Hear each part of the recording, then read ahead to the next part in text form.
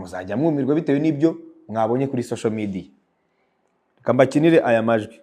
Yago Pondati waramutse neza ni Skyto bro kiri gute se sha sorry mwana ngiye buriya numvaga ibintu by'amacano yawe nkagera ngo nizazi ndi kwakora nabonye washutinze nabonaga uri kumwe na Rikiriki warashutinze ngiye nkagera ngo ni bya bindi nkavuga ati ubu Yago Pondati agiye kwisohorera ikintu ni bya bindi byiwe abari maratwika bari kutwihera content ngo tubone ibyo twibaraguzamo. Sorry kabisa man, be sorry kabisa.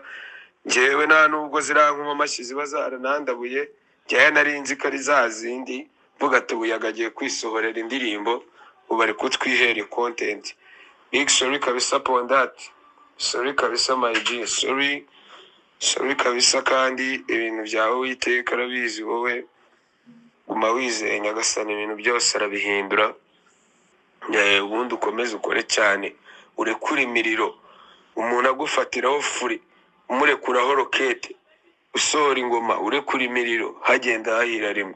Blessings my G. Iki cyane ntago ari cyo cyane gikoze ikiganiro kivuga ngo nta kibazo gifitanye na Yago ngo ahubwo ikibazo agifitanye ngo na Pondati. Mwumve neza uru rwano runguru. Iyi voice note yarwo murayumvise rwivuze nge sinshaka kuruvuga. Reka mbumvishe n'iyindi.